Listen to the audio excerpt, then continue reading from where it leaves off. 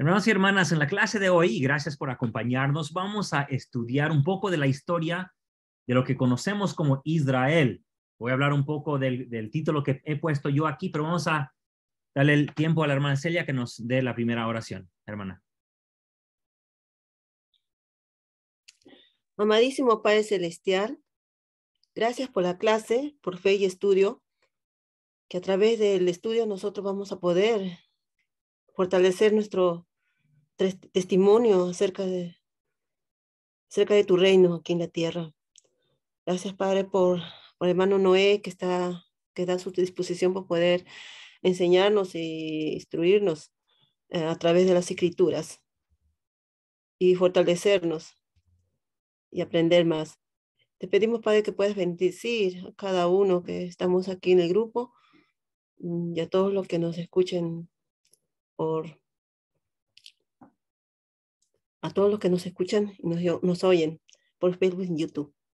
Bendice a cada uno y guíanos con tu luz y abre el camino para poder seguir aprendiendo más y podamos conocerte más. Todo esto te lo pedimos con mucho amor en el nombre de tu Hijo amado Jesucristo. Amén. Amén. Gracias, hermana. Puse aquí, y tal vez pude haber escogido mejor título, pero puse comienzo del reino de Israel y seguramente se preguntarán, bueno, ¿cómo que comienzo si ya hemos estudiado del primer rey que fue Saúl, después David, después Salomón? Así que, ¿cómo es esto de los comienzos del reino de Israel? Pero como vimos en la clase pasada, las historias de David y Salomón no estamos seguros de que sean históricos, ya que están prestando información de otras culturas y aplicándola a la historia de Judá. Y la arqueología nos muestra que no había una ciudad grande en Jerusalén en los años de David y Salomón, no había una grande ciudad y no se ha encontrado el palacio, el dicho palacio que le tardó 14 años a Salomón construir, no se ha encontrado ninguna piedra, así que esa historia no la conocemos muy bien, o sea, tenemos lo que dice el texto, pero no tenemos nada para reforzar esa historia. Y la misma historia, la manera que se presenta, se presenta de una manera que, ¿cómo le diré? Bueno, como en el caso como David y Goliat, está peleando contra un enemigo y se pone a dar un sermón en media batalla. O sea, esas cosas no pasan. Si tú estás en una pelea, no te pones a dar un sermón antes de pelear. Eso no pasa, ¿verdad? Se ha puesto muchas palabras en la boca de sus reyes para que parezcan muy fieles a Jehová. Y hemos visto que no eran tan fieles a Jehová, ¿verdad? Todos los hijos de David tenían nombres de otros dioses, sino el nombre de Jehová. Ok, ya. Eso fue un repaso de lo que dijimos antes. Así que si es verdad eso, lo que no puse aquí en esta cronología es David y Salomón. Si es verdad lo que vimos de ellos, se supone que entonces que Judá no era muy grande, ya que eso vimos, y que Israel, tengo que yo presentar de que ellos serán el reino más grande, y eso es lo que vamos a ver.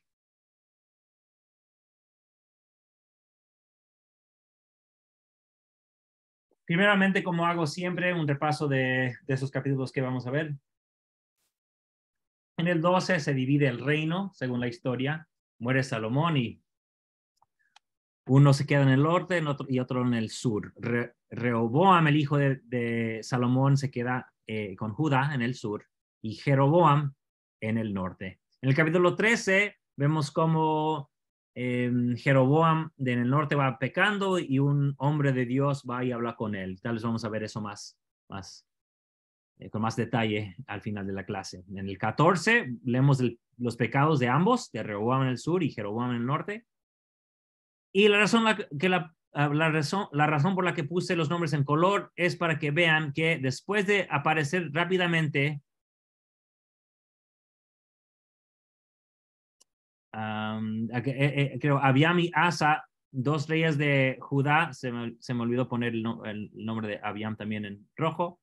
Después de él, todos los reyes desde mitad del capítulo 15, y se menciona Josafat aquí, pero solamente rápidamente se menciona a él.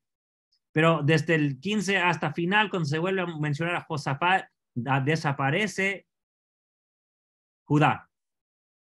Se nos dice de los reyes de Israel, una larga historia entre el rey Acab y el profeta Elías, que ustedes verán en la escuela dominical.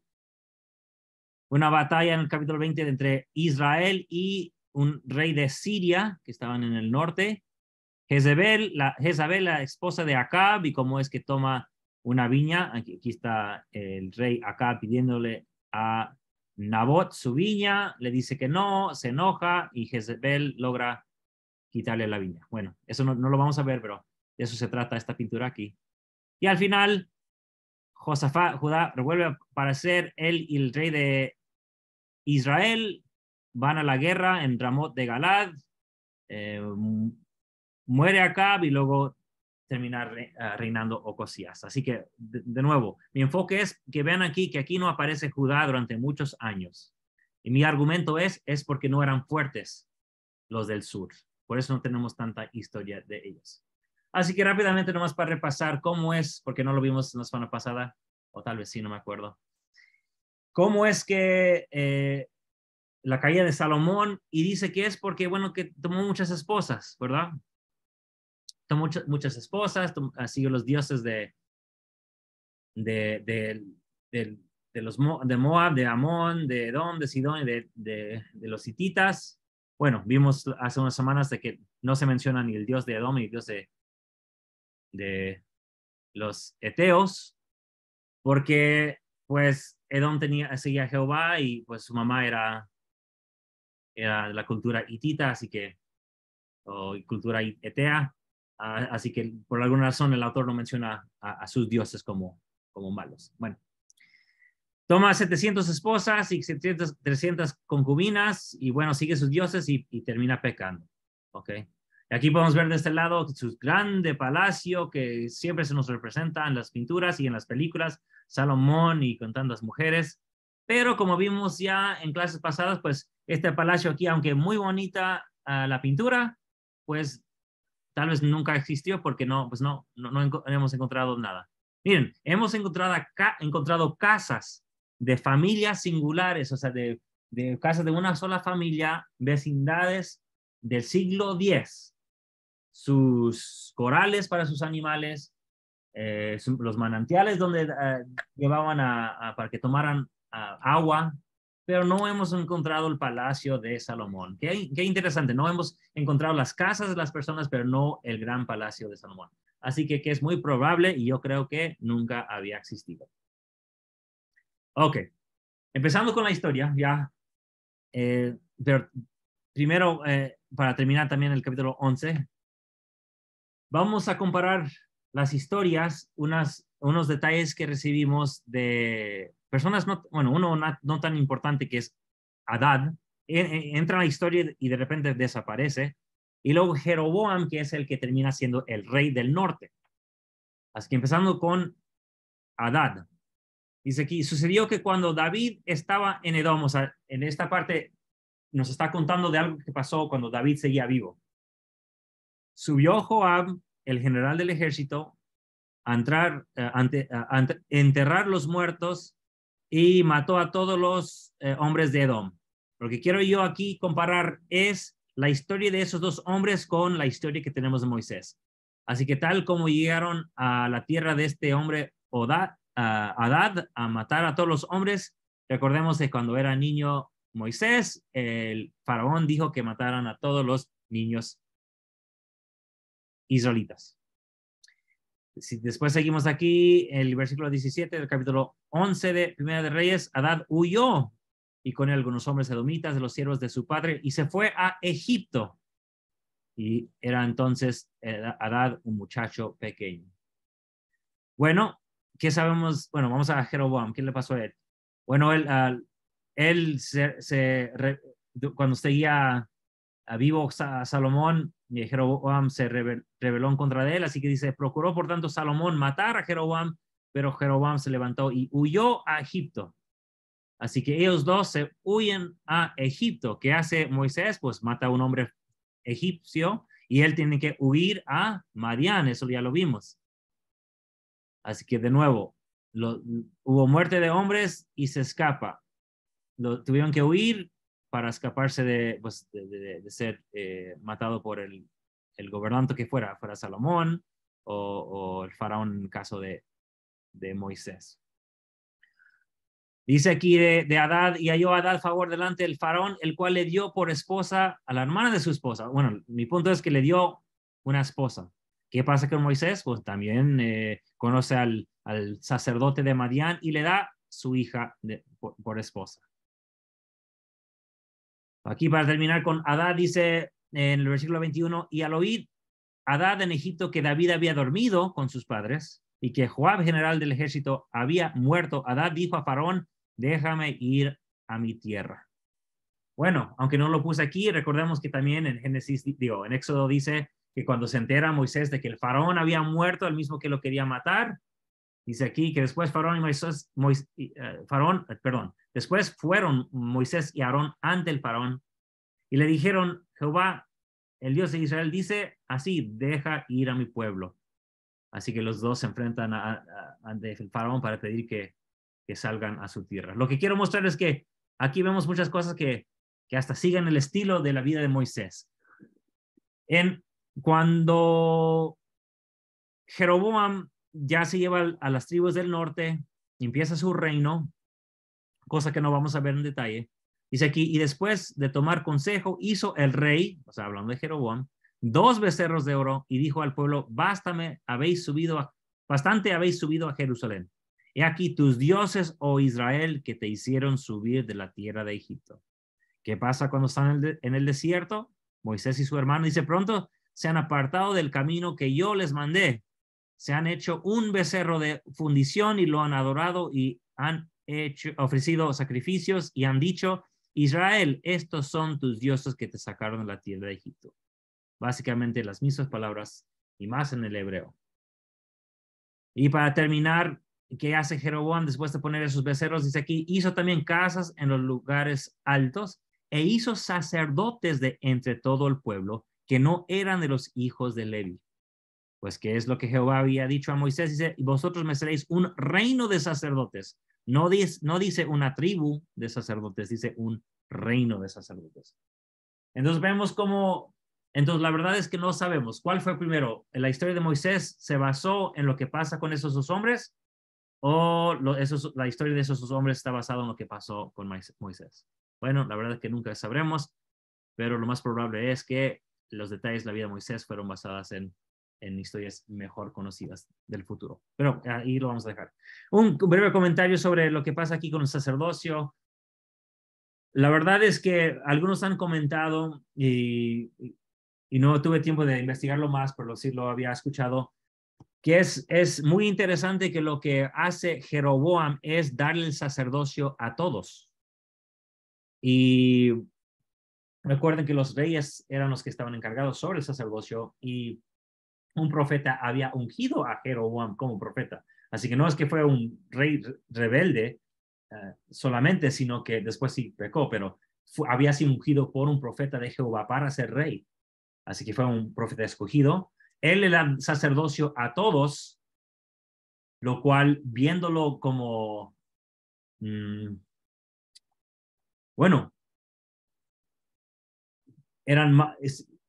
yo sé que terminan diciendo que era pecador, pero viéndolo específicamente como cosa de fe de iglesia, los hermanos terminan teniendo todos el sacerdocio, mientras que en Judá solamente los levitas siguen con el ejército o en el sacerdocio. Así que parece que Jeroboam les dio más oportunidad que en Israel que hicieron los de Judá. Pero no hay mucho tiempo para hablar más sobre ese tema. Ok, si seguimos con la historia, solo vamos a repasar la historia en esta clase y veremos unos detalles en el futuro, pero digo, en esta clase, pero aquí en el capítulo 12, aquí es ya cuando hay problemas con Roboam, que es el hijo de Salomón. Pero no, repito, no quiero meterme tanto en esa historia, solo quiero sacar unos detalles. Dice que Roboam fue a Siquem, o sea, después de la muerte de Salomón, Roboam fue a Siquem porque todo Israel había ido a Siquem para hacerlo rey. Ok, vámonos acá al mapa. Aquí está Jerusalén, que se supone que Jerusalén es capital de todo Israel, la ciudad grande donde hay templo y palacios, supuestamente. Mi pregunta es, y deberían ustedes hacerse la misma pregunta, ¿por qué era necesario que viajara desde Jerusalén hasta Siquem para que Israel lo confirmara y lo ungiera como rey? ¿Por qué? Se supone que es capital aquí. Se supone que es su capital. ¿Por qué tiene que ir a otro lugar para que Israel lo declaren rey? Lo que quiero resaltar ahí es para que veamos que incluso la historia no es coherente. Vemos que los de poder siguen siendo los del norte porque ellos tienen que aceptarlo como rey. ¿Y por qué Siquem? Bueno, vamos a ver la historia de Israel. Génesis 12:6 dice, y pasó Abraham por aquella ciudad, digo, a tierra hasta llegar, hasta el lugar de Siquem, perdón, hasta el valle de Moré. Y se apareció Jehová a Abraham y le dijo, a tu descendencia daré esta tierra, y edificó ahí un altar a Jehová, quien se le había aparecido. ¿Qué importancia tenía Siquem? Bueno, ahí Jehová se le había aparecido a Abraham y había edificado a Abraham un altar. Así que seguramente todavía había un altar ahí que representaba que Jehová se había aparecido. Recuerdan que les dije antes que toda la arqueología nos dice que la fe en Jehová estaba más fuerte en el norte. Esto lo confirma. Supuestamente hay un templo para Jehová aquí en Jerusalén. Supuestamente. Entonces, ¿por qué tiene que viajar a un altar donde se había aparecido Jehová cuando se supone que hay un templo en Jerusalén dedicado a Jehová? ¿Se dan cuenta que no tiene sentido? En Génesis 33:11 también, y llegó Jacob sano y salvo a la ciudad de Siquem, que está en la tierra de Canaán, cuando venía de Padán Aram, y acampó delante de la ciudad, y erigió ahí un altar y lo llamó, ¿cómo? El Dios Él es el Dios de Israel. Qué interesante, ¿no? Jacob, el nombre que le da al altar, del mismo lugar donde Jehová se había aparecido a Abraham, su altar le pone el nombre el Dios Él es el Dios de Israel. ¿Quién es el Dios? Él, el Padre, según los de Canaán. Y hasta nos dice, está en la tierra de Canaán, y para la tierra de Canaán, el Dios Él era el Padre. Recalcando de nuevo que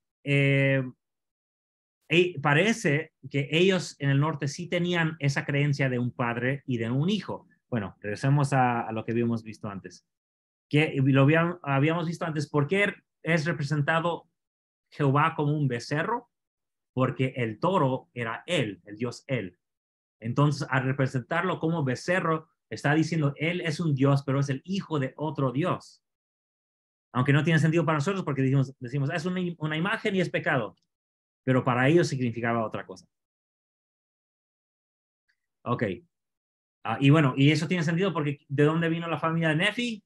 De Manasés, y ellos eran del norte, aunque vivían en Jerusalén, y que fue muy fácil para él aceptar que había un padre Dios y un hijo Dios. Cosa que no vemos en la Biblia, pero lo vemos en las palabras de Nefi. Para él fue muy fácil aceptar ese punto. También en Josué 24:1 dice, reunió Josué a todas las tribus de Israel en Siquem y llamó a los ancianos de Israel, los príncipes y jueces y los oficiales, y se presentaron delante de Dios. ¿Dónde? En Siquem. Bueno, todo esto nos indica que Siquem era un lugar importante para Israel, pero no lo dice el texto. Tenemos que investigar y ver entre las líneas para ver que era importante Siquem, pero la historia no nos quiere decir, solo nos dice, y Rehoboam fue a Siquem porque todo Israel había ido a Siquem para serlo rey, pero no nos da explicación por qué. Bueno, porque era un lugar importante para el pueblo de Israel. Judá queda afuera. ¿Recuerdan la lista que vimos de las tribus en el libro de Jueces? Judá no está incluida. Eso lo vimos en la clase sobre, bueno, la clase sobre Josué y también, la clase sobre jueces y la clase sobre las tribus de Israel. Ok, versículo 4 del 12. Y aquí nomás quería resaltar el pecado de Salomón. Tu padre agravó nuestro yugo. Bueno, se va a presentarse y la gente dice, Bueno, no estoy seguro si es el versículo 4. Tal vez me equivoqué de versículo. Si alguien lo puede confirmar, creo que es el 14. Si alguien me lo puede confirmar. Dice, tu padre agravó nuestro yugo y ahora disminuye tú algo de la dura servidumbre de tu padre y del yugo pesado que puso sobre nosotros y te serviremos. Fíjense cómo van negociando con el rey. Miren, no nos cayó bien lo que hizo tu padre, Salomón, pero haz esto por nosotros y te aceptamos. O sea, siempre los vemos como rebeldes, ¿verdad? Pero la verdad es que se están defendiendo. Sí, hermana. Sí, es el 4. Sí, es el 4. 12:4. Muy bien, gracias, gracias. Bueno, entonces aquí vemos que algo mal estaba haciendo Salomón, pero no nos dio tiempo para ver todo detalle. En el 16 dice, ya se están quejando, dice, ¿qué parte tenemos nosotros con David? No tenemos herencia en el hijo de Isaí. Israel, a tus tiendas. Lo que quiero, bueno, voy a terminar. David, mira ahora por tu casa, entonces Israel se fue a sus tiendas y se rebeló Israel contra la casa de David hasta hoy. Fíjense, y eso lo he repetido muchas veces y he mostrado varios ejemplos de cómo Israel siempre se menciona como algo distinto, no solamente de Judá, pero también de la casa de David. O sea, no hay nada aquí para indicarnos que David y la casa de David pertenecen a Israel. Lo voy a leer otra vez. ¿Qué parte tenemos nosotros con David? No tenemos herencia en el hijo de Isaí. Israel, a tus tiendas. ¿Quiénes somos Israel? Nosotros. ¿Quiénes son ustedes? Ustedes son la casa de David. ¿Se dan cuenta? Mira ahora, David, mira ahora por tu casa.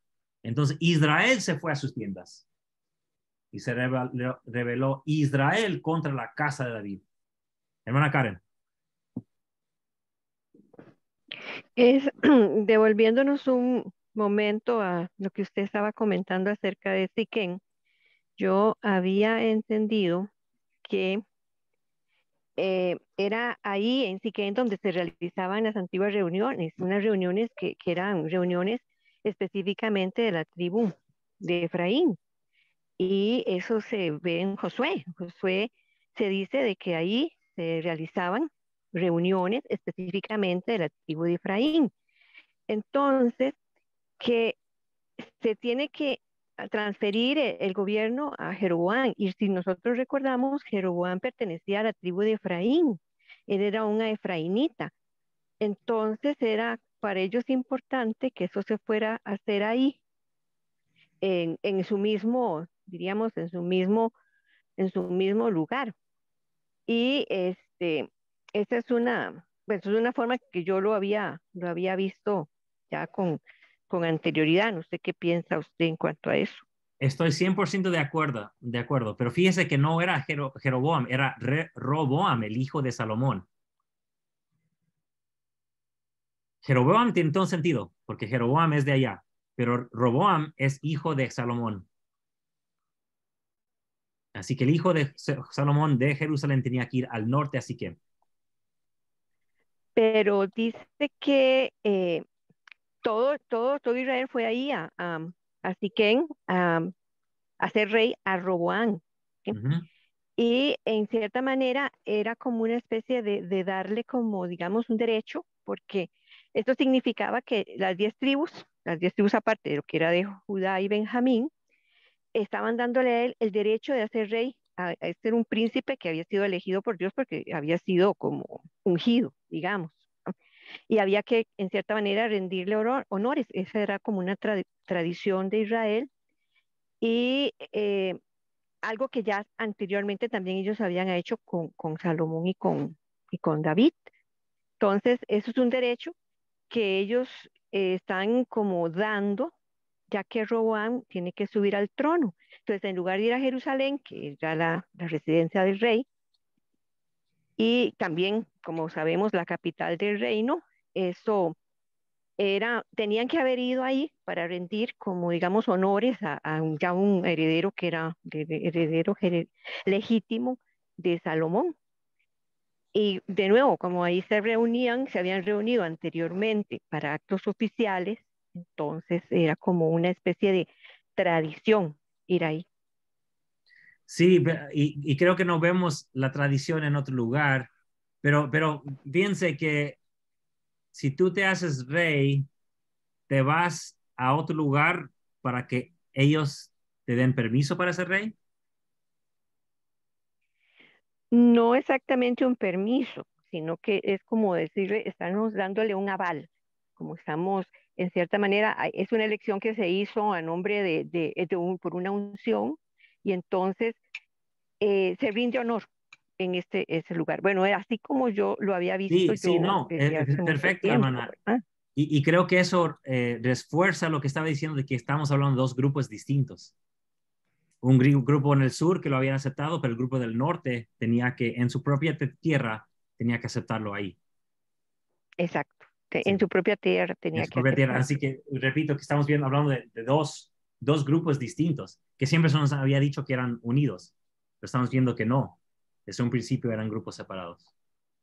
Sí, eso es cierto. Sí, Siempre fueron separados y siguen siendo separados. así es.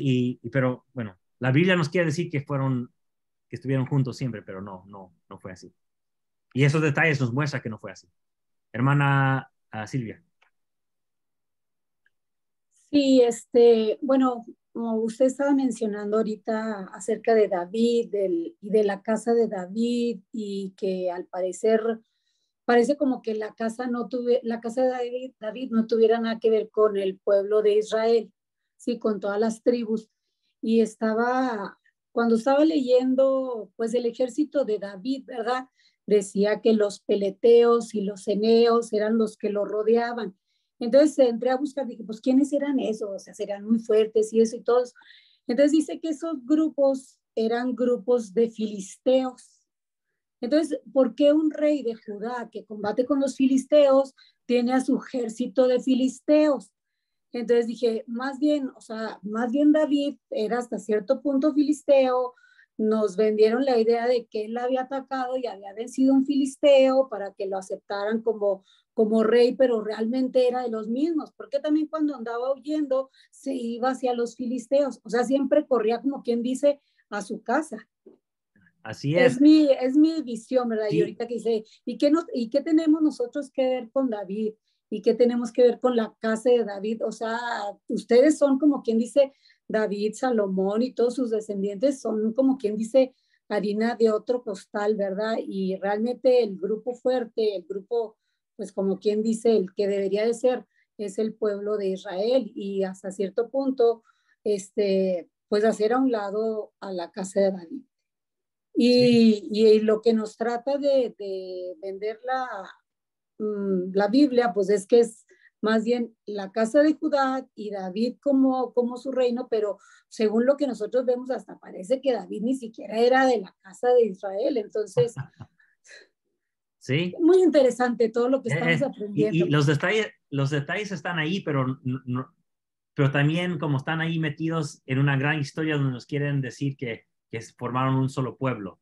Pero al Y luego leerlo, también, sí, sí, también entré a ver sobre los hititas, quiénes eran, que más o menos cuál era su configuración, y menciona acerca de que, pues, que tenían un rey y el rey fungía como sumo sacerdote, como rey, como adivino y realmente, pues, David y Salomón, esas eran las características que ellos tenían, porque fungían como sacerdotes, fungían como reyes, fungían como pues oráculos de Dios y todo eso. Entonces, o sea, realmente esa es una historia hitita, lo que es David y Salomón. Y pues al último ya no sabe uno ni qué es lo que es verdadero y qué es lo que es composición. sí, y no es para dar un poco más de detalle, algunos han sugerido, y no he leído los estudios, así que no puedo comentar sobre el tema, pero algunos han argumentado que es posible de que, y no estoy diciendo que así sea, que Urias tal vez era el gobernante que quedó ahí. Entonces, ¿qué es lo que estaba haciendo al tomar Batsabé? Era tomarle la mujer del rey que había quedado y lo mandó a matar. Bueno, no he leído el apoyo para eso, así que no puedo comentar más. No sé si es verdad o no, si estoy convencido o no, no puedo decir porque no lo he leído, pero sí he escuchado de ese argumento. Porque sí, al final del segundo libro de Samuel hay un tal Araúna que le da su tierra a David, que como el encargado de ahí. Pero esa palabra significa como rey o sacerdote, no me acuerdo qué significa en ese idioma de ellos, idioma eteo. Así que básicamente es el rey que está concediendo su tierra al rey David. Entonces algunos dicen, bueno, si ese rey, Araúna no es su nombre, ese es su título, y el rey pudo haber sido Urías. Pero no sabemos. De que Araúna era su rey, eso sí. De que Araúna era y Urías, no tengo idea. ¿Verdad? ¿Y qué hace Jeroboam, que es el del norte? Dice, reedificó Siquem en los montes de Efraín y habitó en ella y salió de ahí y reedificó Penuel. ¿Se acuerdan de Penuel? Penuel es donde Jacob fue y se le apareció un ángel y dice, aquí me ha aparecido Dios. Y aquí, Pen es, como esa, que vi la cara de Dios. Él es del Dios él y Penuel es, pues, ver la cara de Dios. Ok. Vamos a ver un poco más de estos detalles. Entonces, como leímos, Jeroboam edifica Siquem. ¿Y qué es lo que sabemos de David? Pues se nos dice que David se establece en Jerusalén y se pone a edificar ahí. Así que sale, lo que quiero mostrar en esta y en el siguiente es cómo hay historias del pueblo de David y la familia de David que va copiando lo que hizo este pueblo en el norte. Hermana Patricia. Sí, hermano Noé. No sé si me escuchan bien, estoy un poquito mal de mi voz, pero voy a tratar. Ahorita que estábamos hablando precisamente de lo que sucede con Jeroboam y Roboam y la posesión real de Roboam en la tierra de Siquén, se me ocurre que, bueno, de plano y de entrada, siempre que he tenido la oportunidad de leer esta parte de las escrituras, del relato, siempre me ha parecido como contradictorio, porque pienso, si una persona va a liderar y a fungir como rey, como autoridad sobre un pueblo, es ilógico que ésta vaya a tomar posesión en una región que geográficamente no le corresponde, porque si nos damos cuenta, ya en esos momentos se había dado una rebelión abierta por parte de Jeroboam, en donde el mismo pueblo le había ratificado a él como gobernante de esa tierra, en el reino del norte. Lo que quería decir de que las personas en el norte abiertamente habían decidido apoyar a Jeroboam y desconocer la autoridad legal como rey de Roboam. Entonces, yo no le veo mucho sentido que él haya ido allá a Siquén. Sin embargo, por los antecedentes que hemos abordado, que me parecen muy interesantes, se puede uno dar cuenta de que hay unas razones, como manifestaba la hermana, por la tradición y todas estas cosas. Pero de repente se me ocurre que podría haber sido también un acto de provocación por parte de Roboam, de llegar y cruzar al norte y decirles a ellos como quien dice, yo soy quien tengo la titularidad real, porque quizás hasta con un poco de orgullo decirles a ellos, yo vengo del reino del sur, donde está establecido el templo, y yo tengo el aval real del Señor, porque ustedes no tienen la autoridad, ¿verdad? Es un gobierno ilegítimo, como ahorita vemos lo que sucede en el mundo con los gobiernos que se sublevan y deciden crear sus propios territorios. Y creo que para mí ha podido ser también una manera de decir Roboam, bueno, yo aquí estoy y paso este límite y este territorio, porque esta tierra me pertenece, o esta tierra de manera legítima le pertenece al reino de Judá. Sin embargo, hay una gran disyuntiva allí, porque él ha debido ser investido con su poder de rey en el sur. Ese es lo que históricamente nosotros conocemos. Ningún presidente de un país se va a posesionar en una tierra en donde no es querido y a la cual no le pertenece. Entonces era como eso. Hubo quizás un poco de actitud de prepotencia o de orgullo de Roboam, o de quererles decir a ellos o provocarle un poco al decirle, paso el territorio y me voy allá, donde por tradición debo ser investido en esta autoridad de rey y no me importa, ¿verdad? Pero realmente su lugar de su posición debió haber sido en Judá, si tanto ellos se ufamaban de que ellos tenían el templo, que había la autoridad de Dios y la autoridad real. Allí era como esa parte. Así es, gracias, hermana. Sí, sí. Y hasta, si leyeron, si se acuerdan, hasta manda a uno de no me acuerdo qué puesto tenía, pero a pedir los impuestos del norte y lo sacan, porque ya habían rechazado a Roboam, pero manda a pedir impuestos y dice, no, salte de aquí que no te vamos a pagar nada. Ya no somos de ustedes. Pero fíjense aquí, Jeroboam edifica Siquem. ¿Qué es lo que sabemos de David? Él también edifica en Jerusalén, o por lo menos Salomón lo va a hacer. Jeroboam, él va hasta Silo, donde se encuentra un profeta que habla con él. ¿Qué hizo David? David había ido también a Silo, donde estaba el profeta Samuel, que también le aconsejó. Qué interesante, ¿no? Dice aquí que se le dice a este Jeroboam, el profeta le dice que vaya a su casa, que su hijo va a morir. ¿Qué es lo que pasa con David? También el profeta Natán le dice que el primer hijo que tiene con Betsabé va a morir y muere el niño. Vemos muchos detalles, tal como vimos con Moisés, que detalles de la familia de David, que los vemos repetidos o repetidos en Israel o fueron de Israel y luego sobrepuestos sobre David. Luego la historia de repente dice que rebelaron los Judá en el sur, empezaron a creer y dioses como los de Canaán, que el templo que había hecho Salomón y el palacio que son saqueados.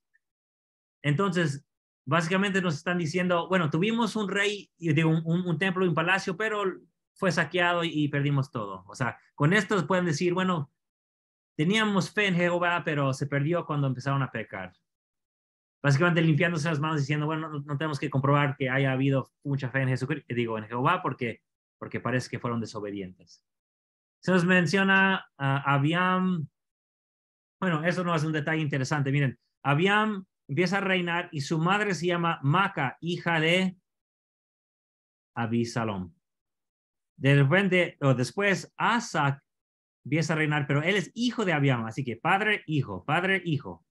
Y su madre es Maca, hija de Absalón. Bueno, ¿cómo está eso? ¿Es su abuela y también es su mamá?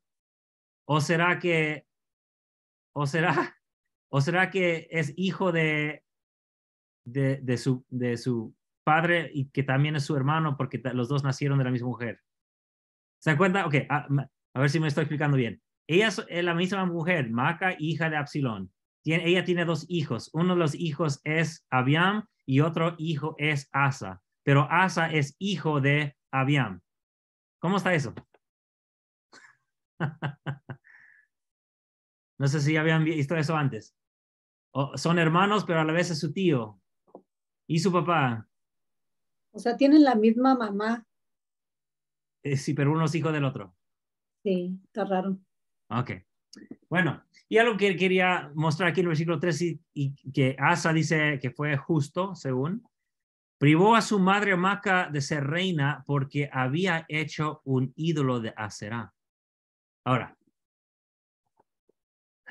esto nos dice mucho de la cultura de la época. Habíamos visto antes que la madre del rey siempre tenía poder y comparamos en una clase pasada cómo la madre del rey representaba siempre a Asera. Aquí tenemos indicación y muchos creen que esto muestra, y puede ser cierto, no lo sabemos, pero tiene sentido para mí por lo menos, que aquí vemos que la madre del rey, ella se encargaba de los ídolos de Asera.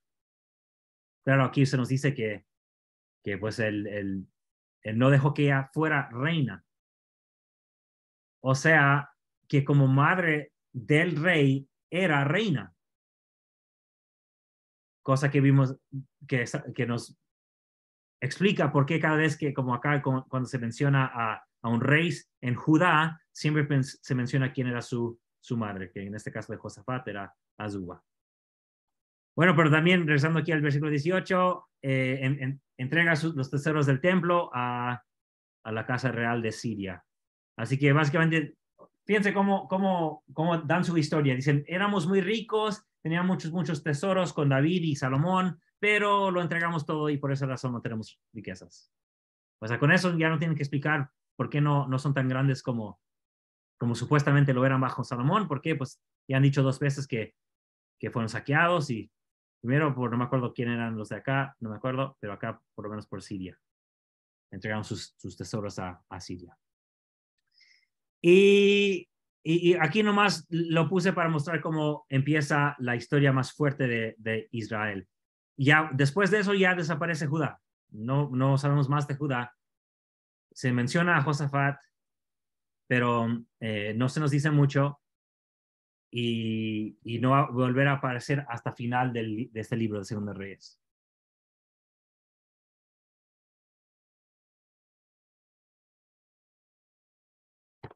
Siguiendo al capítulo 16, vamos a hacer otra comparación. Fíjense. Aquí dice que vino la palabra Jehová. ¿Y qué es lo que le dice Jehová a través del profeta Jehú? Dice, por cuanto yo te levanté del polvo y te puse como príncipe sobre mi pueblo Israel, y luego va a seguir con la profecía. Aquí es el fundamento que tenemos nosotros. Yo digo más como miembros de la iglesia, como biblistas, pero también esto apoya nuestra fe de que el simbolismo de ser levantado del polvo representa ser rey. Ok, y eso es una tradición del norte, está hablando de Basa, el rey de Israel del norte. ¿Dónde vemos ese lenguaje? En otro lugar, en Génesis 2. Formó pues Jehová Dios al hombre, Adán, del polvo de la tierra. Y tomó pues Jehová Dios al hombre y lo puso en el huerto de Edén para que lo labrase y lo guardase. Entonces, eso nos indica, basado en la tradición del norte, que ser levantado del polvo significa ser rey, que era Adán y Eva eran rey y reina. Estos 2 verbos de labrar y de guardar en Crónicas son los 2 verbos usados para los sacerdotes, que eran Adán y Eva, eran rey y reina, sacerdote y sacerdotisa. Así, de acuerdo con nuestras creencias, esto va de acuerdo con lo que conocemos del templo. Y podemos saber ese simbolismo de que Adán era rey basado en esas palabras de Basá, de que por Jehová fue levantado del polvo para ser rey. Adán fue levantado del polvo también porque fue rey sobre la tierra. Bueno, pero la comparación que quiero yo dar aquí es mientras Basa de Israel fue hecho rey por Jehová, a David se dice que la casa de David será rey, tendrá el reinado perpetuamente. Así que aquí vemos que Judá juega el juego de, no sé si han conocido ¿cómo les dicen? El uno más que tú, el uno más que yo, el que siempre te ganan todos, ¿verdad? Dice, me pegué muy fuerte. Dice, no, a mí me rompí el brazo. O el que dice, choqué mi carro, y el otro dice, no, yo choqué los 5 carros que tengo. O sea, no sé si han tenido un amigo que en todo te gana, no importa lo que tú dices, él siempre tiene una historia mejor que la tuya. Aquí vemos lo mismo con Judá. Basa fue llamado por Dios, pero David recibió la promesa eterna. Ok, él llega a ser rey. Aquí es lo más rápido, nos va a mostrar el cambio de reyes que hubo. Luego empieza la dinastía Omrida y él se establece en Samaria, en su capital, y empieza a edificar. Es Omri se establece en Samaria. Pero David y Salomón hacen algo mejor. No solamente se establecen en Jerusalén, pero también ponen un templo y un palacio allí.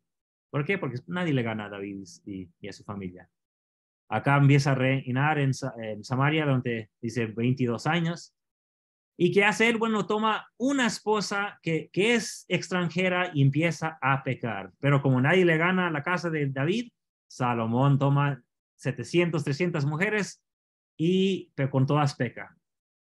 Se dan cuenta que a nadie le gana a David y Salomón. Baasa, promesa de Jehová, pero David, promesa para siempre. Hombre se establece en Samaria, pero David te pone un templo y su hijo un palacio. Bueno, su hijo un templo y palacio. Jacob peca con una mujer, pero Salomón peca con 1000. Hermano Arnoldo. Gracias, hermano Noé. Es interesante la parte en cómo se empiezan a desarrollar estos pueblos. Cuando los lleva Moisés y Josué, entonces les permite que batallen y vayan ganando terreno. Entonces todos están habitando en tiendas y todos están aprovechándose de las construcciones que hay y de la cosecha que había en algunos lugares del norte que eran muy buenas. Pero la parte es que hasta David aparece una estrella que hasta el momento dicen la estrella de David, como que tuvo que haber dejado algo que por siglos ha estado. Y lo que hace la diferencia para que Judá llegue a prosperar más que otros es la sabiduría de Salomón. Entonces Salomón construye su templo, construye palacios y fortifica toda esa área al punto de que si vemos el mapa está todo el pueblo y tiene la mitad Judá. Entonces las otras 10 tribus están dispersas en tiendas que aún después de que ya están establecidos los reinos, ¿verdad? Porque es el hijo de Salomón el que es nombrado, pero ellos siguen en tiendas después de haberse reunido para nombrarlo rey. Entonces, al desaparecer la historia de Judá, vemos que hubo una decadencia de Judá y entonces ya ellos van a ser esclavizados. Hay algunos reyes que abandonan los decretos que Jehová les había dado a través de Moisés y entonces ahí empieza el caos. Es como hasta esta parte en Reyes y Crónicas que desaparecen lo que son el pueblo de Israel al ser expulsados y también Judá al llegar a ser esclavo. Es así como voy entendiendo.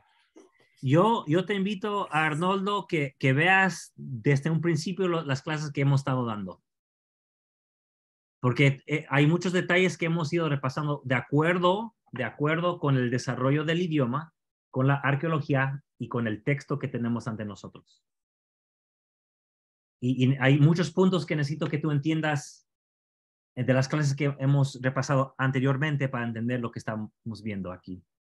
Por ejemplo, yo sé que lo he dicho muchas veces ya, pero aquí tenemos una imagen, aquí en la esquina, que es Samaria, que es del templo y palacio de la familia de la dinastía Omrida. Aquí tenemos evidencia de que en el siglo X o siglo VIII se establecieron ahí tal cual se nos dijo. Aquí no vemos tiendas, hermano Arnoldo, aquí vemos edificios.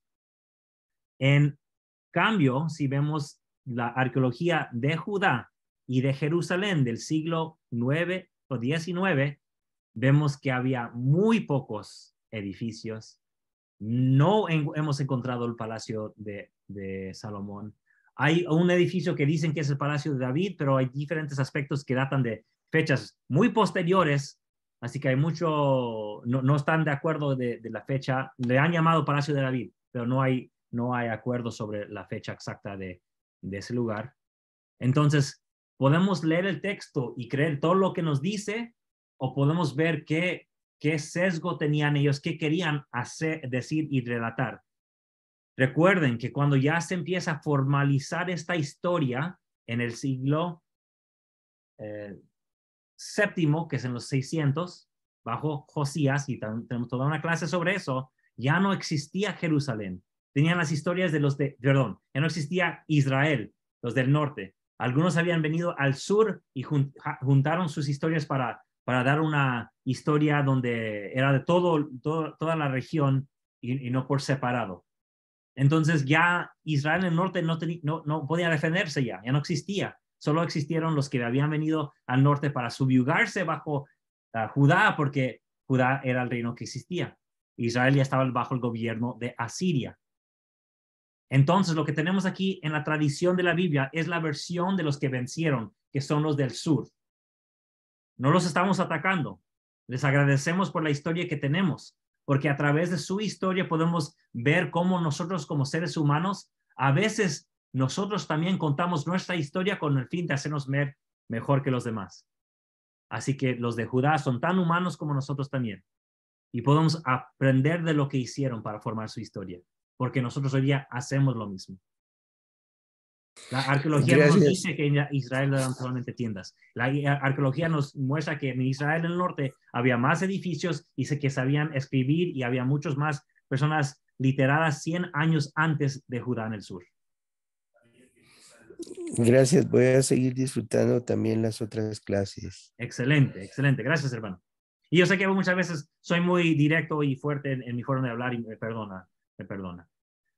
Ok.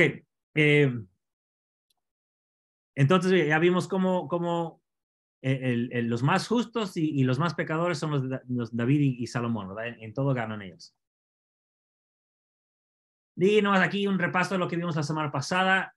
De que existió David, pues existió porque hay evidencia donde dice casa de David en lo que llamamos la estela de Tel Dan, que es este que está aquí arriba. Entonces existió. Pero por 100 años básicamente no tenemos nada sobre Judá porque los fuertes eran los del norte y hasta se nos dice de su capital. Eso ya lo vimos la semana pasada. Ahora, a otro tema vamos a sacar. Y aquí les voy a presentar algo mío y como vi que ya yo, Esdri, me puede decir si que estoy equivocado, está bien y seguiremos siendo amigos. Ok, mira, aquí hay algo raro que pasa. Bueno, pero antes de llegar aquí, quiero mostrar algo. Vamos hasta la primera imagen. Quiero que vean algo, si no se dieron cuenta. Aquí, y esto es hecho por la iglesia, hay una sección que dice Reyes de Judá y solo mostré después la muerte de Salomón y antes de la destrucción de Israel, que fue en el 721 más o menos. Así que solamente esos que, ¿cuántos años son? 200 años. Y aquí los profetas, luego los reyes de Israel y sus profetas. Quiero que vean algo. Aquí en la Biblia no nos registra ningún profeta por 100 años en Judá. Eso se me hace muy raro porque se supone que había un tal Samuel anteriormente, un Natán, que estaban directamente con el rey. Pero esas historias son muy largas. O sea, recuerden que siempre sabemos más de épocas posteriores. ¿Por qué? Porque pues a medida que va pasando el tiempo, pues la gente va registrando cosas. Pero sabemos muy poco de estos reyes aquí, pero demasiado sabemos de David y Salomón, cosa que históricamente no tiene sentido. Y ellos tuvieron sus profetas y todo. Pero de repente no hay profetas aquí. Bueno, aquí puse una raya sobre el nombre de Job. ¿Por qué? Porque, bueno, anteriormente se creía que Job era un libro muy antiguo. ¿Por qué? Porque decían, bueno, Job hace sus propios sacrificios y los únicos que hacían sacrificios desde su casa eran Abraham y Jacob, que eran de época muy antigua. Así que seguramente Job también, bueno, se me hace extraño que lo pongan aquí, pero algunos creían que era tan antiguo como en la época de Abraham. Pero, ¿qué es lo que hemos aprendido sobre los estudios del idioma? De cómo se deletrea.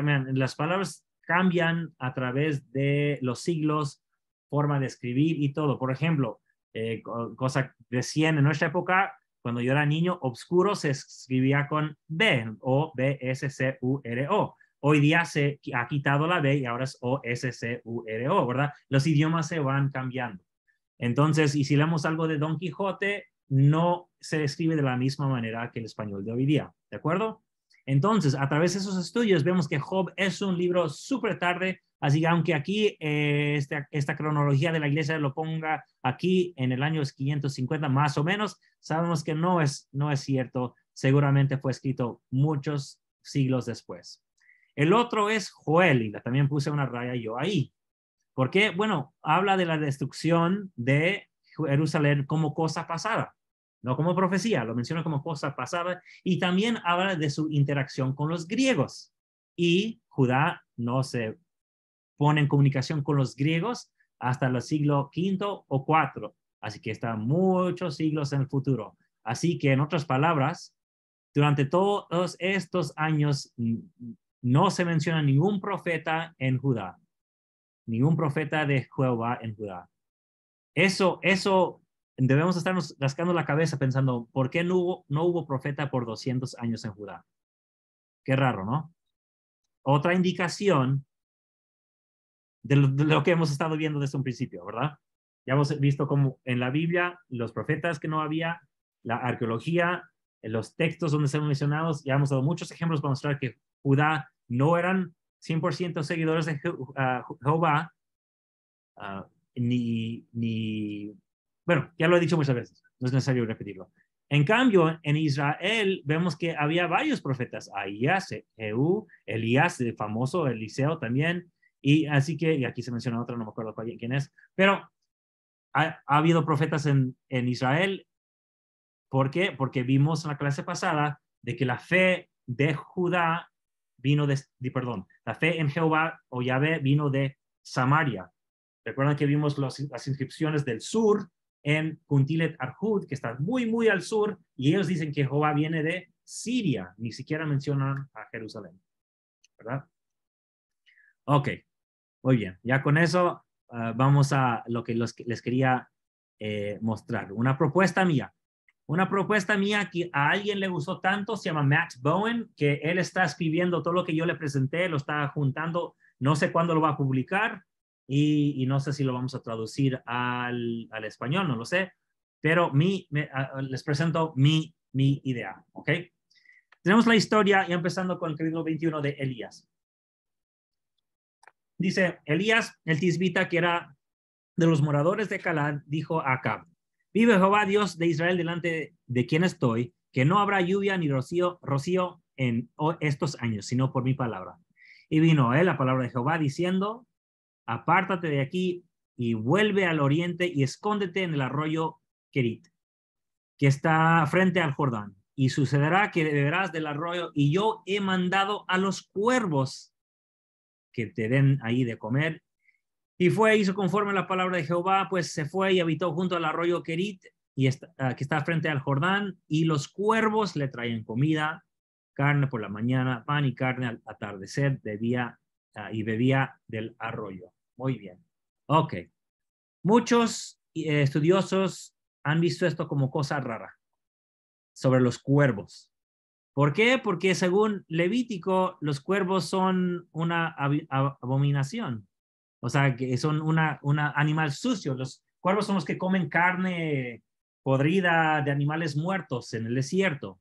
Entonces, estos animales son los que están, el mismo pico con que comen carne podrida, están llevando comida a Elías para que coma.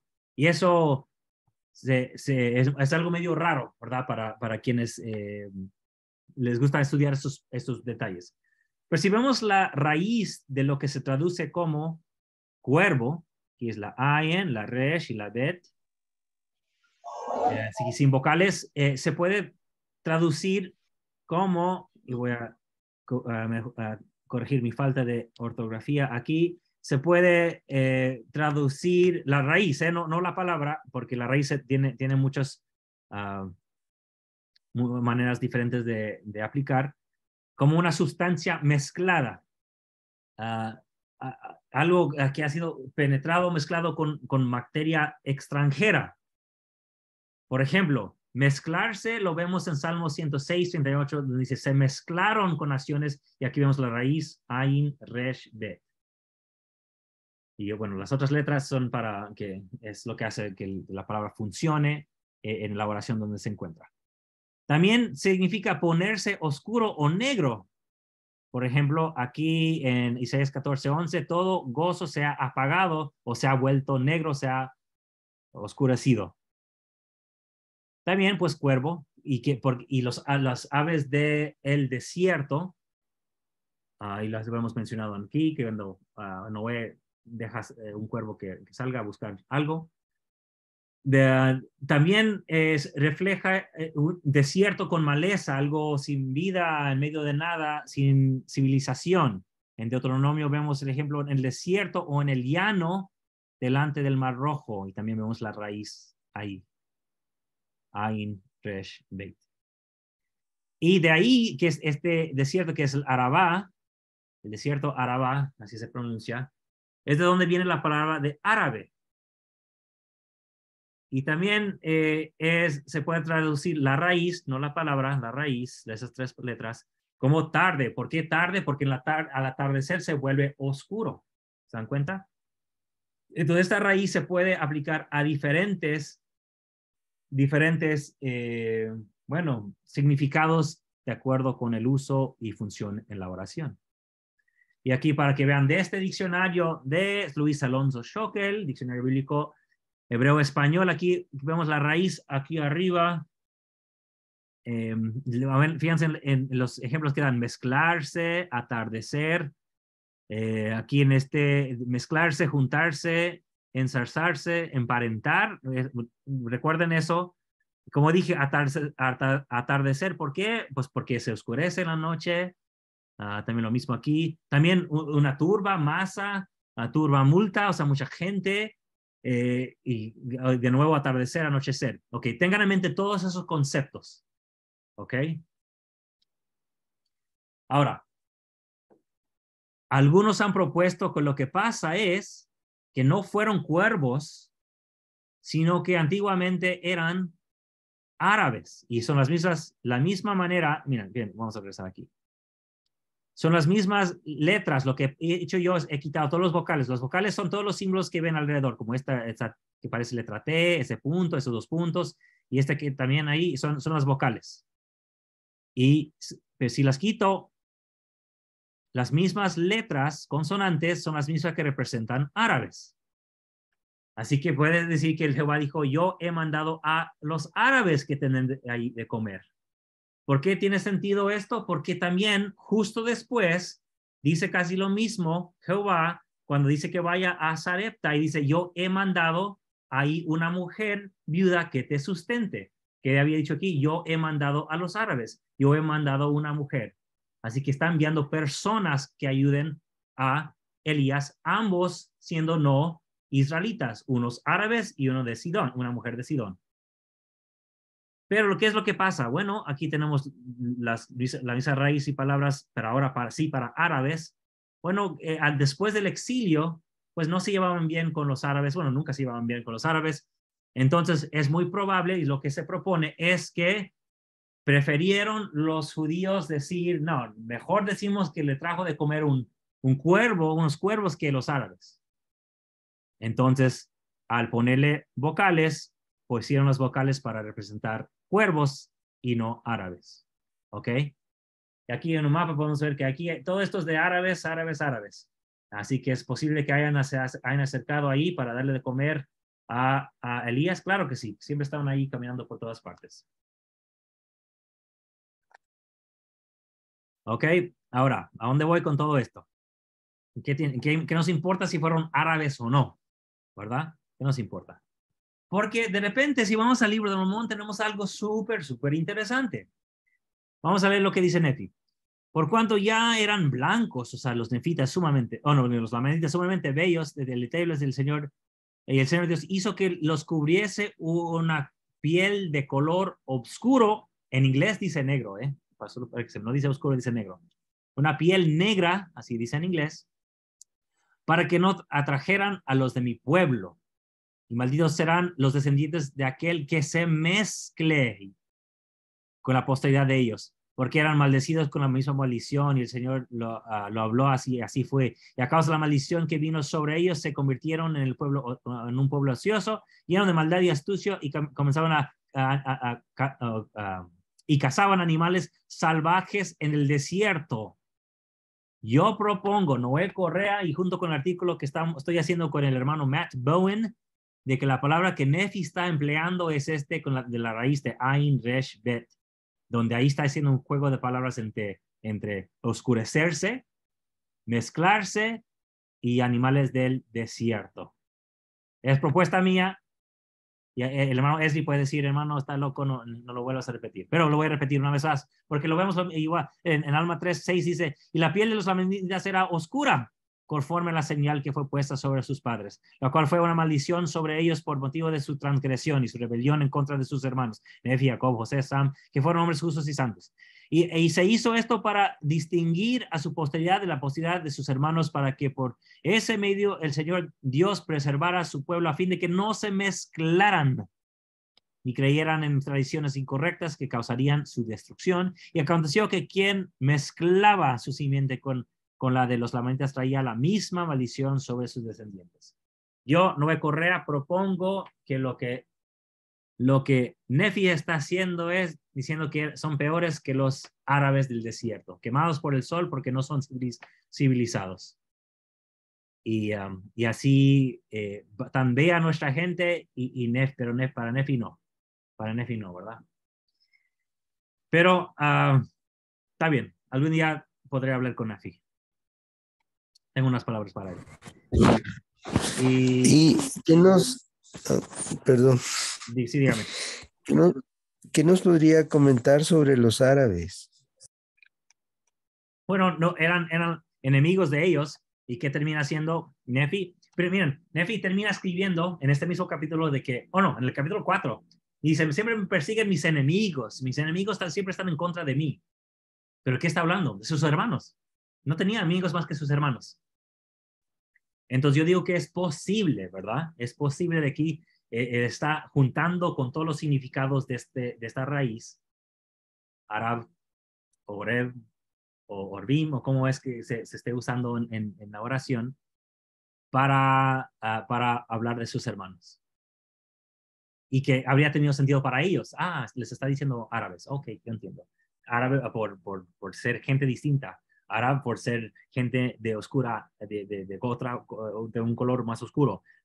Y no debemos árabe con ellos, mezclarnos con ellos, ¿verdad? Y porque son del desierto, que es también como el Araba que conocieron en el viejo mundo.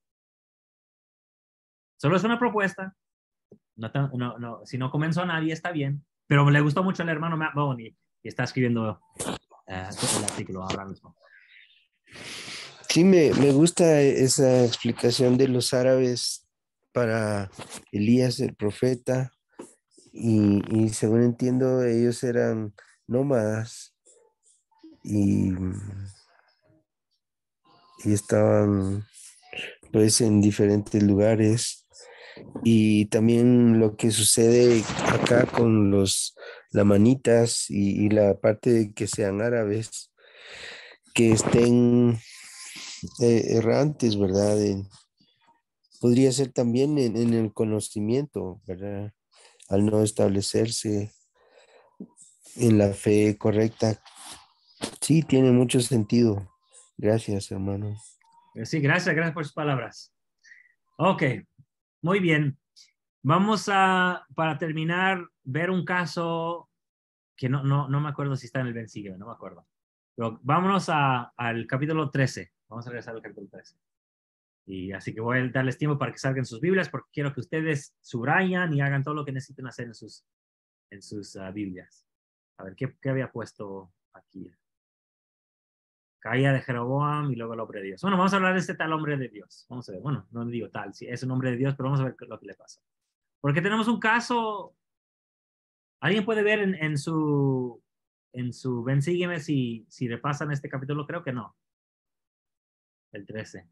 Creo que no, pero no estoy seguro.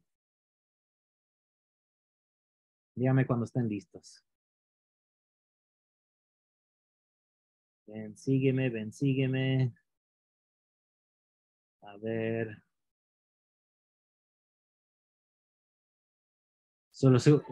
Primera Reyes 17 al 19. Primera de Reyes 3, 8 y 11. No se repasa este capítulo. Así que bueno, vamos a leer lo que tengo aquí. Y ustedes me van a enseñar a mí para decir qué es lo que está pasando aquí. ¿Ok? ¿Quién quiere empezar?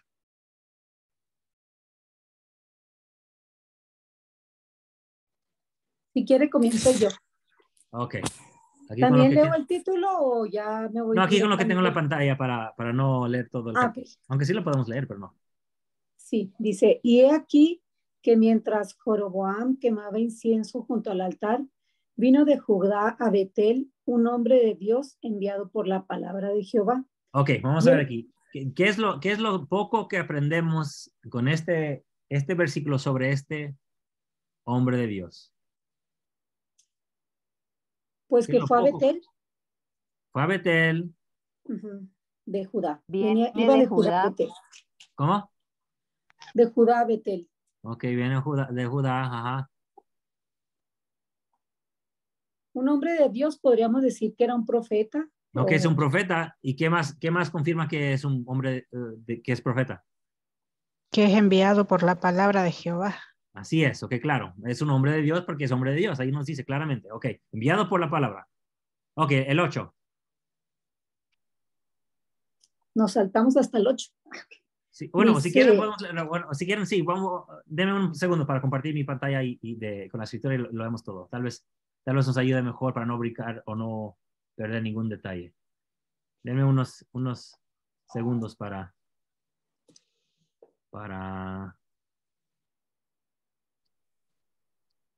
abrir mis escrituras y luego compartir la pantalla. Tenemos ahí un hombre de Dios. Lo que vamos a ver es qué hace este hombre de Dios.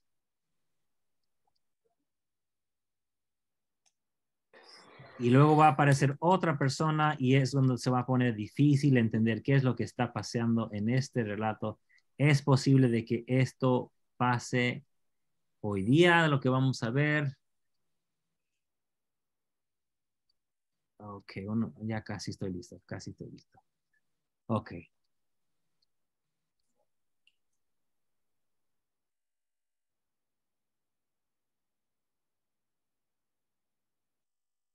Voy a compartir.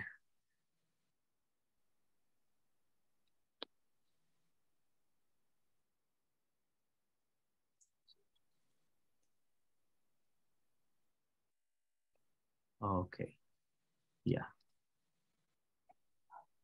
Díganme. Ok, ya ven las escrituras, muy bien. Ok, sí, lo vamos a leer, ya. ¿Cuántos versículos es? Vamos a leerlo. Son 34, está bien. ¿Le sigo con el 2? Sí, hermana.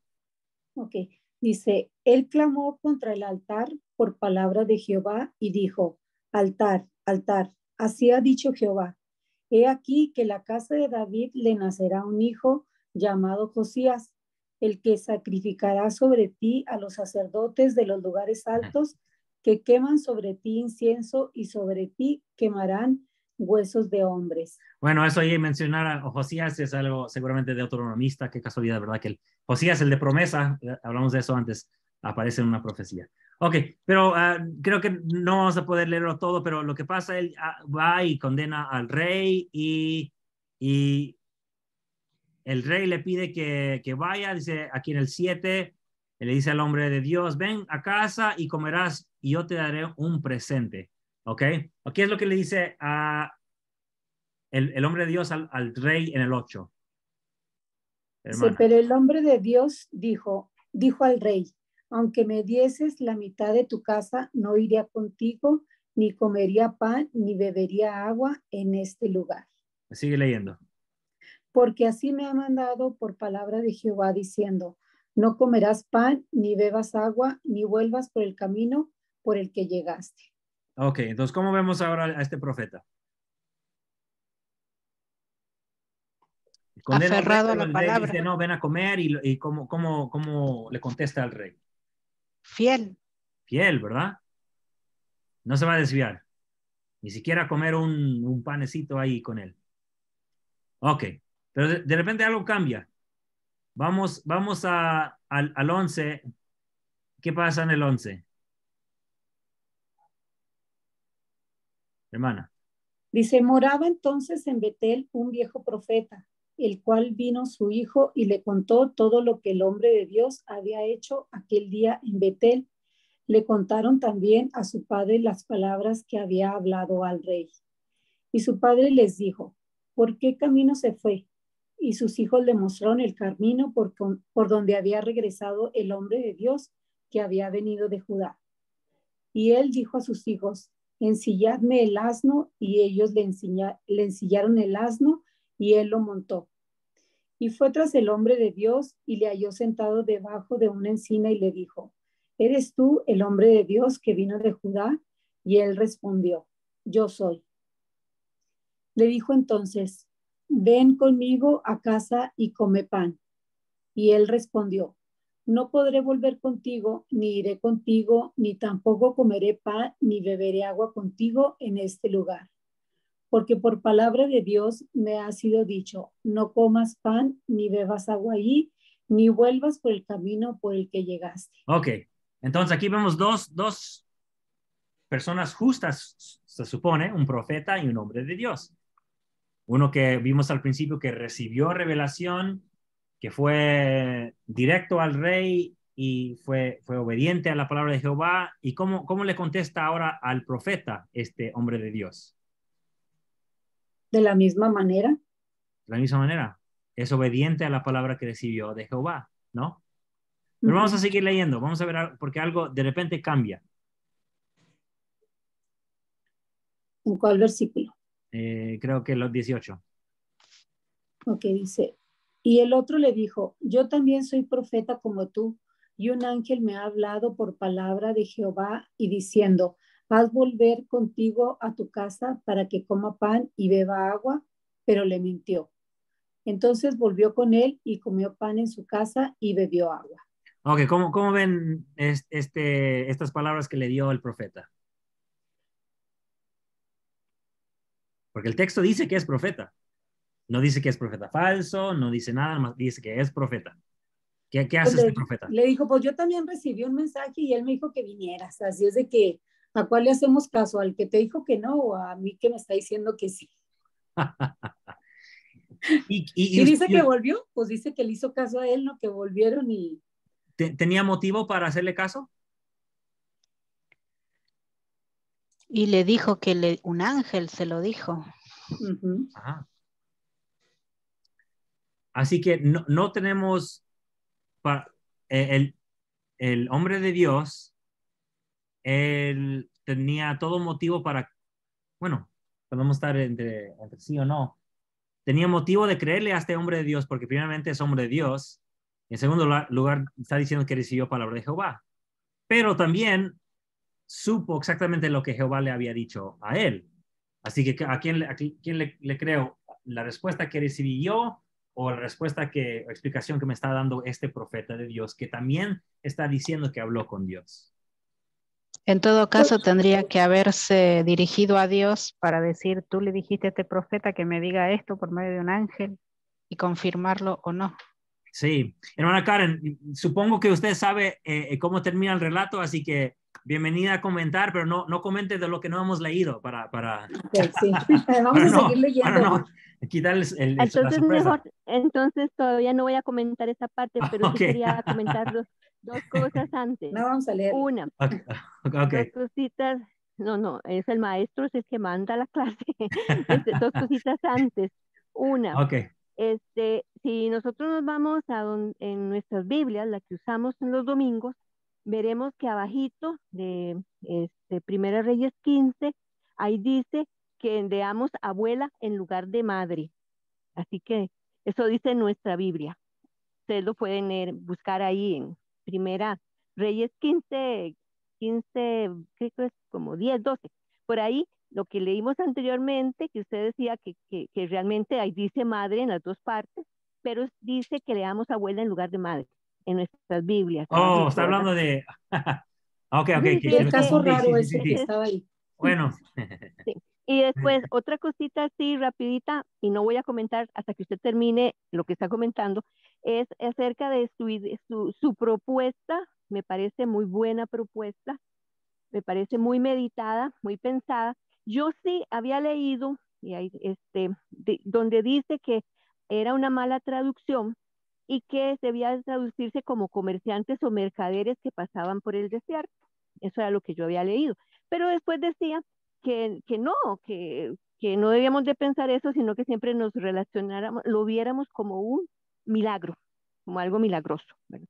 Pero sí, yo ya había tenido, me había oído, había leído, y por ahí tengo la referencia, de que debíamos de leerlo como mercaderes o como comerciantes. Pero su propuesta me parece bastante centrada y tiene base, tiene una buena base, me gusta esa propuesta suya. Despuésito le comento, entonces, después de que termine usted con lo de los profetas. Ok, gracias, hermana. Hermano Fulvio.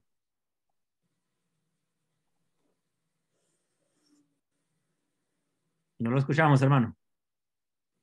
Que la propuesta también a mí me fascina y la veo, tiene bastante lógica. Le felicito, hermano, por ese criterio, por la forma como nos aclara.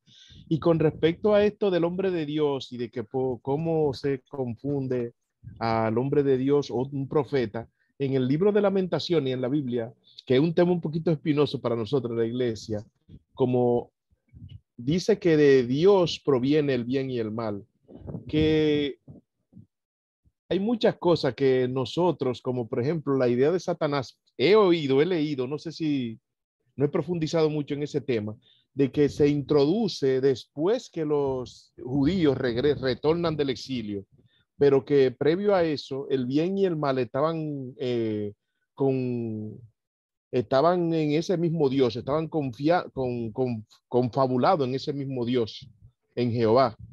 Y eso creo que en el libro de Lamentaciones dice eso.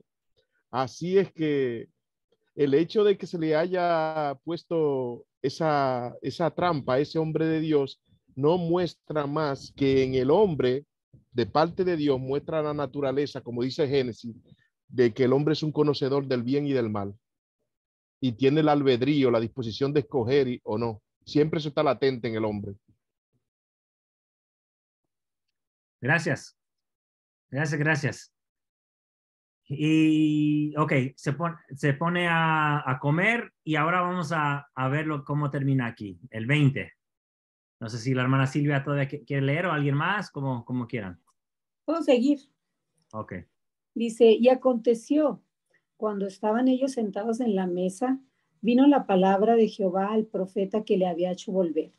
Y clamó al hombre de Dios que había venido de Judá, diciendo, así dice Jehová, por cuanto has sido rebelde a las palabras de Jehová y no guardaste el mandamiento de Jehová tu Dios, que Jehová tu Dios te había mandado, sino que volviste y comiste pan y bebiste agua en el lugar donde Jehová te había dicho que no comieses pan ni bebieses agua, no entrará tu cuerpo en el sepulcro de tus padres.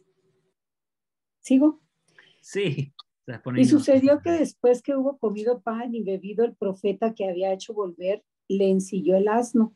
Y cuando se fue, un león lo encontró en el camino y lo mató. Y su cuerpo quedó tirado en el camino y el asno estaba junto a él y el león también estaba junto al cuerpo. Y he aquí unos hombres que pasaban y vieron el cuerpo que estaba tirado en el camino y al león que estaba junto al cuerpo, fueron y lo contaron a la ciudad donde el viejo profeta habitaba. Ok, ¿qué es lo que le pasa a este hombre? Pues se lo comió un león. O sea, da a entender que Jehová lo castigó, ¿verdad? Porque no fue obediente a lo que le había dicho. Entonces, cuando volvía, pues dice que un león se lo comió. Y la promesa que le había, bueno, el castigo sería que que iba a morir y no iba a ser sepultado junto con sus padres. No, pues fue comido por un león, ¿verdad? Ajá. En realidad no, en realidad solo lo mató, porque después dice que encontraron el cuerpo y lo enterraron, pero de todos modos el león lo mató. Sí, sí. Y el único pecado fue creerle, bueno, claro, comió porque cuando se le había dicho que no comiera, pero le creyó a un profeta. Por haberle creído al profeta, terminó muerto. ¿Y ahora qué pasa? Hermano Noé, discúlpeme, a mí se me hace hasta un poco injusto, de pronto puede ser un poco duro, pero se me hace un poco injusto porque bueno, no sé hasta qué punto nosotros podríamos justificar el hecho de que cuando el Señor nos manda a hacer algo, bueno, podría ser esa una parte, mantenernos firmes e inmutables en el deber de la responsabilidad que hemos adquirido al escuchar al Señor, y sobre todo el que tenía, podríamos decir, como una alta jerarquía, por lo que no se trataba de cualquier israelita o cualquier, como lo diríamos hoy, cualquier miembro de la iglesia de a pie, como le llaman en mi pueblo, en mi país, sino que era alguien investido con un poder y una autoridad especial como profeta. Viéndolo por ese lado, uno podría decir, bueno, pero ¿por qué se dejó engañar? Pero se me hace un poco injusto también porque él fue engañado. Y yo creo que eso nos muestra de que los profetas no son predecibles, son hombres, y que en cierto momento ellos pueden ser víctimas del engaño por parte de alguien que logra con artimañas y con una jugarreta bastante bien estructurada, y alguien que poseía la autoridad, ¿verdad? Al cual él de pronto sucumbe a esa palabra de ese profeta, porque aparte de todo era un profeta viejo, era alguien que se supone que era una persona sabia, que era una persona correcta, creíble, y tener que él terminar de esta manera por creerle, o sea, se me hace un poco injusto lo que pasó con él realmente. Estoy de acuerdo. Y aquí el que nos dice que le mintió es el narrador, ¿verdad? Pero será posible, y no tengo la respuesta, no tengo la respuesta, pero será posible que si nosotros estuviéramos ahí y le preguntáramos al profeta, ¿es cierto que se te apareció un ángel? ¿Es posible de que él estuviera convencido de que sí le había aparecido un ángel? Sí. Y es el narrador que nos está diciendo que mintió, porque así fue, pero también puede ser que el profeta creyó firmemente que eso es lo que le había dicho Dios a través de un ángel, ¿no? Puede ser que fue invento completo de él, que le engañó por engañarlo, pero también es posible de que él haya creído que en verdad sí un ángel había hablado con él. No sabemos. Vamos a seguir el 26, vamos a ver cómo reacciona este profeta. Bueno, antes de leer, hermano Arnoldo. Sí, gracias. También tenemos que recordar que las revelaciones no solo vienen de Dios, sino también pueden ser propias y también pueden ser del mal. Entonces, un profeta está experimentado en esas tres formas de obtener revelación. Pero aquí el profeta quizás por el viaje, el ayuno que tenía, no pudo discernir con tanta habilidad. Es cierto. Así que me está diciendo, hermano, que no le crea a nadie cuando tengo hambre. Bueno, broma. Ok. No, es cierto. Bueno, en serio, yo creo que muchas veces cuando sí estamos, como en el caso de este hombre de Dios, con hambre o cualquier otro dolor físico, eso no nos permite sentir o percibir bien muchas veces tanto el espíritu como cualquier indicación que Dios nos quiera enviar, ¿verdad? Porque estamos tan concentrados en las necesidades del cuerpo o del dolor de la cabeza o del hambre que tenemos, que es muy difícil concentrarnos en otra cosa. Eso es muy posible, es buen punto, hermano. Gracias. El 26. Dice, y cuando el profeta que le había hecho volver del camino lo oyó, dijo, el hombre de Dios que fue rebelde a las palabras de Jehová. Por tanto, Jehová le ha entregado al león y le ha despedazado y matado conforme a la palabra de Jehová que él dijo. Y habló a sus hijos y les dijo, ensilladme un asno, y ellos se lo ensillaron. Y él fue y halló el cuerpo tendido en el camino, y el asno y el león que estaban junto al cuerpo. El león no había comido el cuerpo ni destrozado al asno. Y el profeta tomó el cuerpo del hombre de Dios y lo puso sobre el asno y se lo llevó. Y el viejo profeta fue a la ciudad para hacerle duelo y enterrarle. Ok, bueno, vamos a parar ahí porque hay mucho ahí. primeramente con lo que, ¿cómo reaccionan en el 26?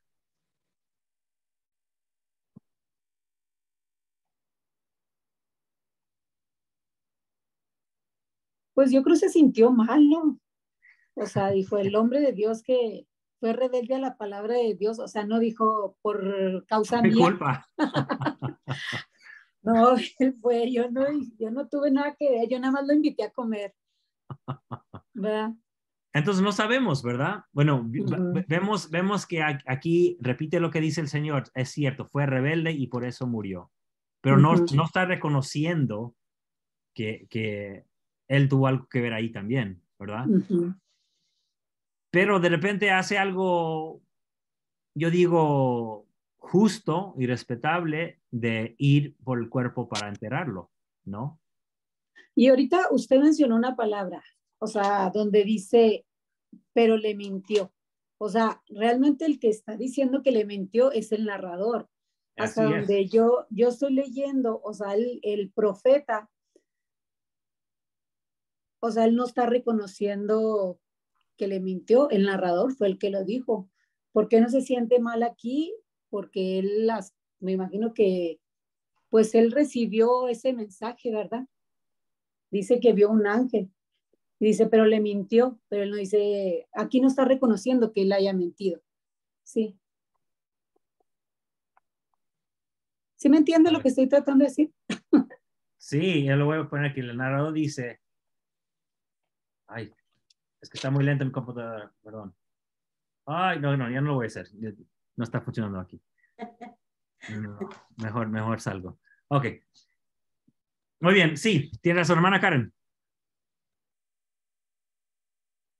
Si leemos bien el versículo 18, lo leemos con la traducción de José Smith, que está también en nuestras Biblias, que a veces leemos arriba, pero no leemos abajo.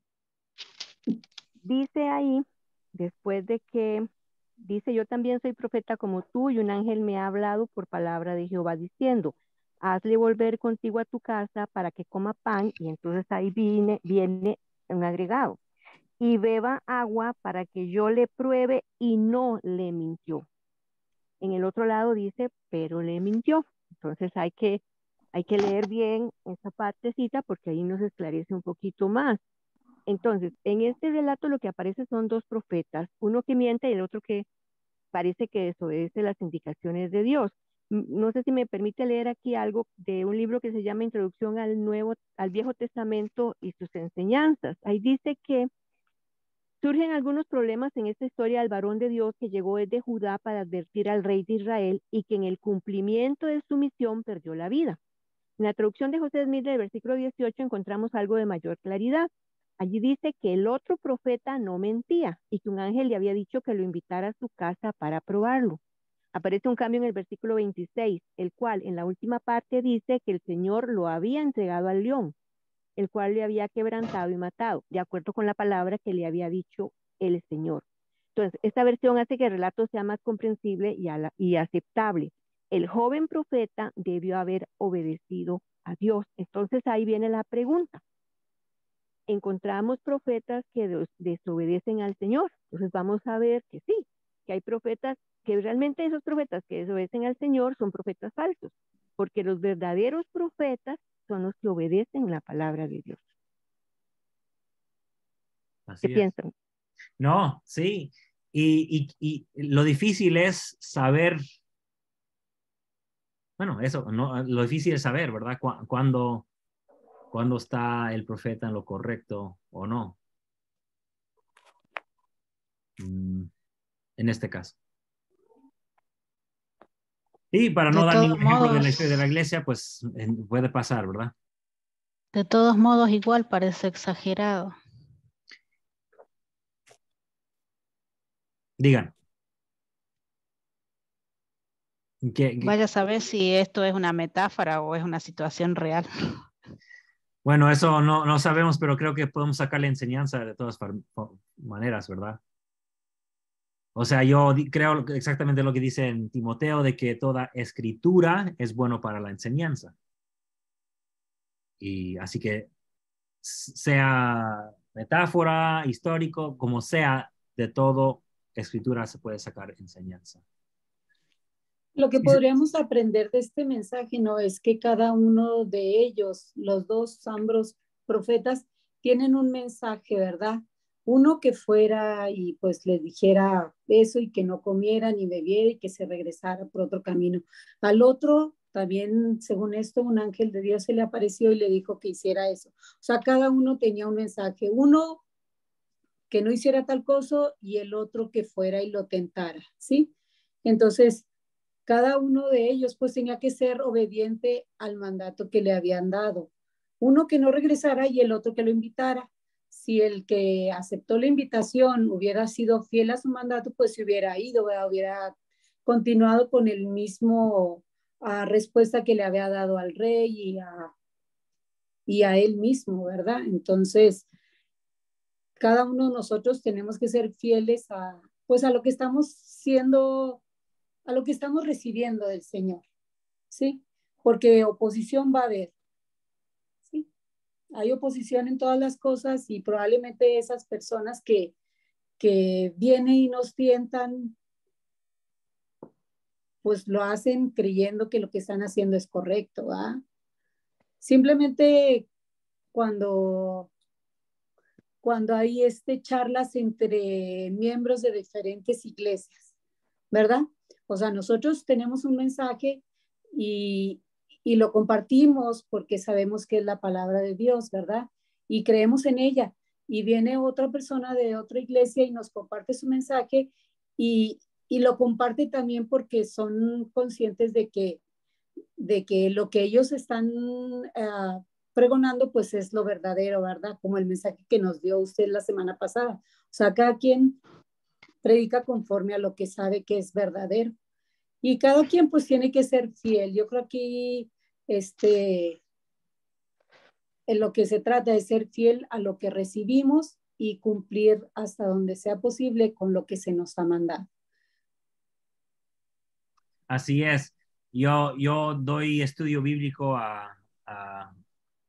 pues a las personas sobre las cuales sirvo, con las cuales sirvo, y claro, son todos de diferentes fes, de diferentes iglesias cristianas, y cuando alguien hace un comentario muy diferente a lo que creo yo, nomás acepto lo que dicen y les pregunto cómo nos puede ayudar a acercarnos a Dios, lo que acabo de decir, y seguimos. Y si veo que hay desacuerdo entre ellos, nos digo, son diferentes maneras de ver el pasaje y creo que de ambas maneras podemos acercarnos a Dios y sigo, ¿verdad?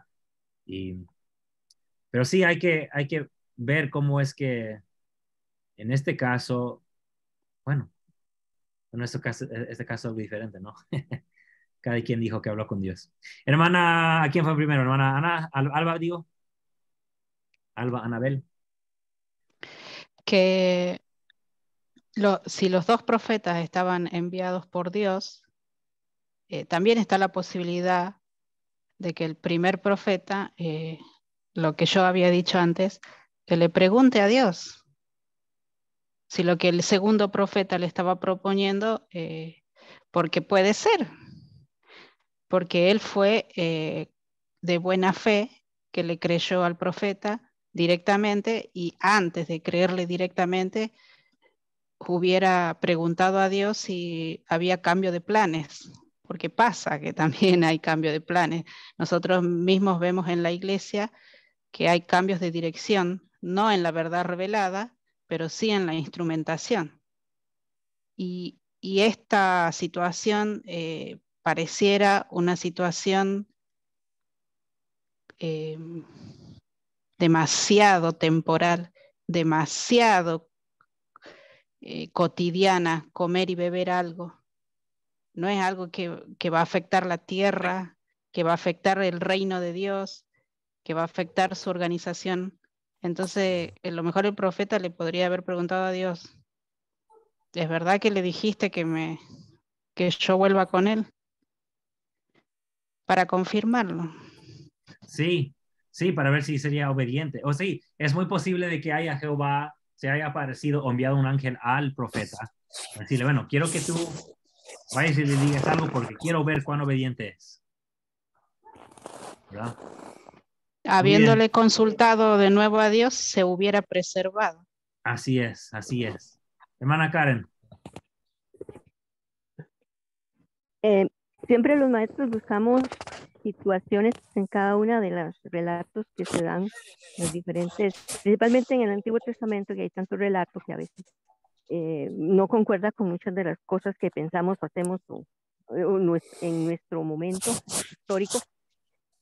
Siempre tenemos que buscar cuál es la lección. Aquí a mí me parece que una de las posibles lecciones, o una de las tantas lecciones que puede haber, es la siguiente. Ya sabemos que el joven profeta no obedeció a Dios, ¿sí?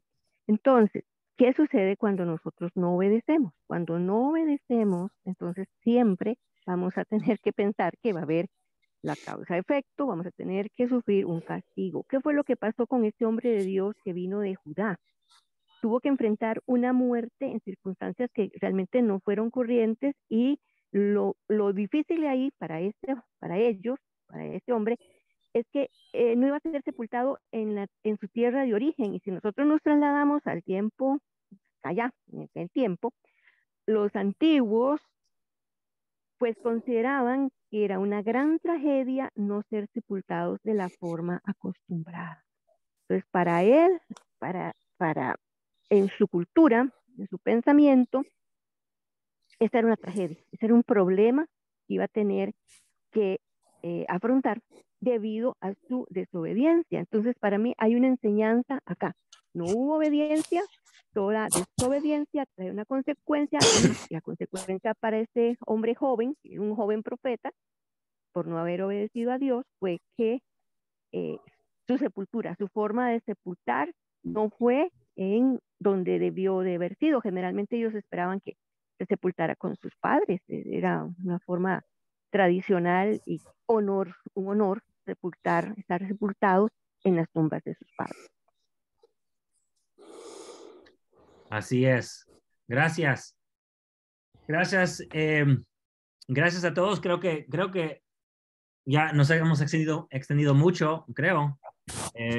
Pero vamos a terminar con eso. Gracias por sus comentarios. Solo quiero decir rápidamente, tal como dijo el hermano Fulvio en sus comentarios, la profecía se cumplió de todas maneras, como pueden ver aquí en el 32, porque sin duda acontecerá lo que dijo a voces por palabra de Jehová contra el altar que está en Betel, contra todas las ciudades de los lugares altos que están en la ciudad de Samaria. O sea, se va a cumplir, a pesar de que ese profeta haya revelado, como dice aquí, en contra de Dios, sus palabras siguen siendo ciertas. Así que, a final de cuentas, un hombre de Dios puede equivocarse y no significa de que no es un hombre de Dios. ¿Por qué? Porque todo ser humano se equivoca. Una persona que comete errores todavía puede decir algo verdadero, tal como pasó en este caso. Gracias, hermanos y hermanas, por acompañarnos. Hemos visto un aspecto de la historia de Israel que no solemos ver en la escuela dominical o en seminario instituto, varias historias que no se leen con detenimiento, pero lo hemos hecho en esta clase, hemos visto varios puntos, y igual al final, como siempre digo, lo importante es conocer a nuestro Dios, cuánto nos ama y lo que ha hecho para bendecirnos. Podemos ver lo que han hecho los pueblos para hablar de ese amor que tienen por Dios, por el amor que les han tenido ellos, y aprender de esa forma de relatar su historia. Y que Dios les bendiga y nos vemos en la siguiente clase. Nos vemos. Adiós.